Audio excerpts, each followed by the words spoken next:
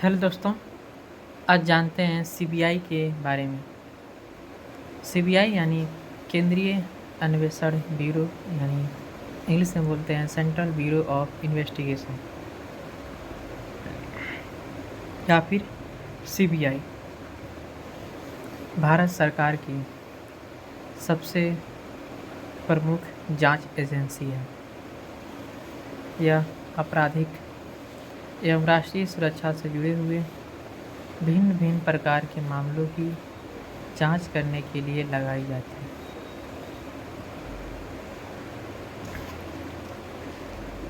CBI के बारे में बात करें तो यह कार्मिक एवं प्रशिक्षण विभाग के अधीन कार्य करती है। यद्यपि इसका संगठन फेडरल ब्यूरो ऑफ इन्वेस्टिगेशन से मिलता जुलता है, किंतु इसके अधिकार एवं कार्यक्षेत्र एफबीआई की तुलना में सीमित है।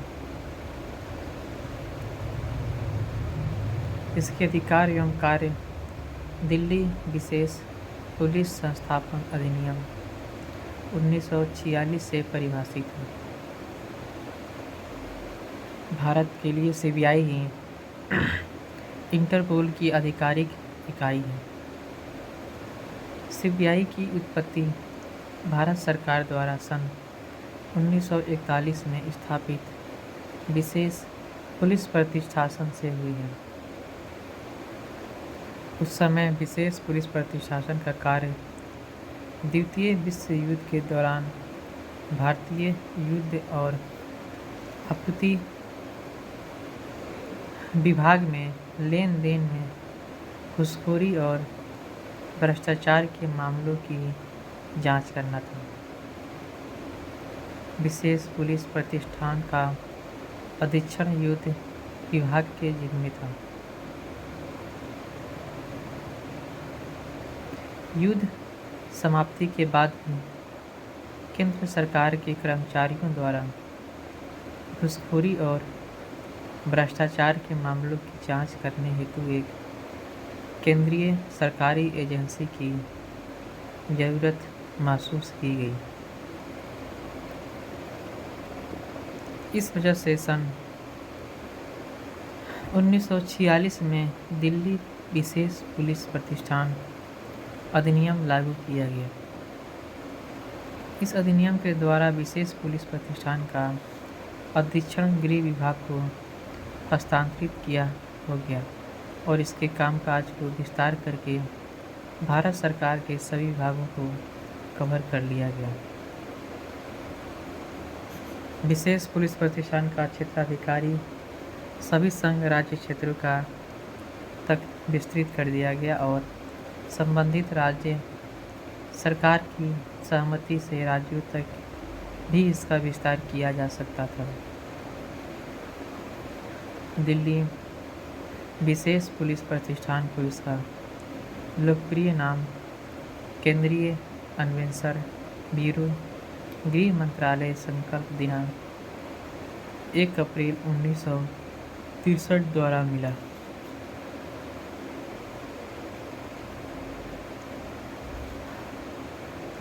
सीबीआई शुरुआती में केंद्र सरकार द्वारा सूचित अपराध केवल केंद्रीय सरकार के कर्मचारियों द्वारा भ्रष्टाचार से ही संबंधित था। फिर धीरे धीरे बड़ी संख्या में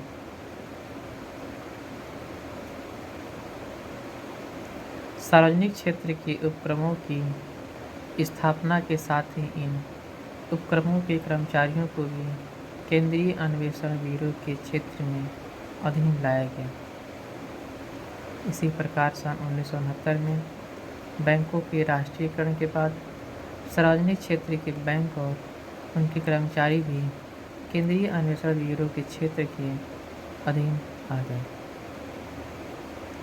संगठन और रैंक संरचना की अधिक जानकारी सीबीआई के संगठनात्मक चार्ट और भारत में पुलिस रैंकों की सूची के बारे में बात करते हैं। सीबीआई ने एक निदेशक, पुलिस महानिदेशक या पुलिस के आयुक्त के रैंक के एक IPS अधिकारी के नेतृत्व में है। निदेशक CBC अधिनियम 2003 के द्वारा निर्धारित प्रक्रिया के आधार पर चुना जाता है और 2 साल की अवधि में है।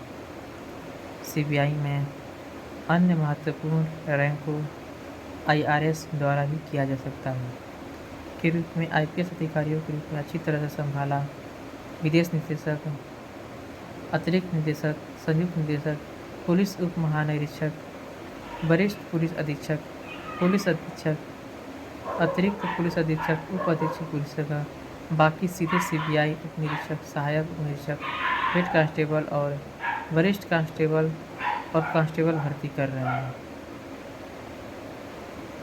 CBI की वार्षिक रिपोर्ट कर्मचारी के अनुसार आमतौर पर अनुसचिव कर्मचारी पूर्व संवर्ग पदों हैं जो तकनीकी प्रकृति कार्यकारी स्टाफ और EDP स्टाफ के आमतौर पर कर रहे हैं के बीच विभाजित है। हिंदी भाषा स्टाफ आधिकारिक भाषाओं में से विभाग के अंतर्गत आता है।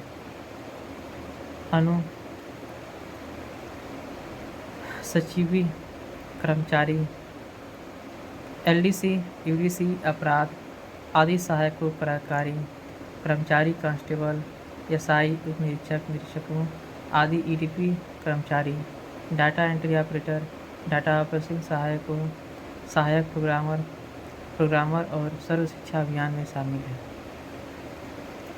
केंद्रीय अनुसंधान ब्यूरो प्रायः विवादों और आरोपों से घिरी रहती है। इस पर केंद्रीय सरकार के एजेंट के रूप में पक्षपातपूर्ण काम करने का आरोप लगता है। CRPC की धारा 197 से पहले सरकारी मंजूरी अभियोजन पक्ष के लिए अनिवार्य बनाता है। CBI निर्देशक के समूह ने सुझाव दिया है कि इस जरूरत में संशोधन करने के लिए शक्ति लोकपाल को दी जानी चाहिए। CRPC की धारा 377 और 370 सरकार को अपील और आपराधिक मामलों में संशोधन की शक्ति प्रदान करते हैं। CRPC की धारा 24 के तहत सरकार द्वारा सरकारी वकीलों की नियुक्ति की शक्ति का प्रयोग किया गया है।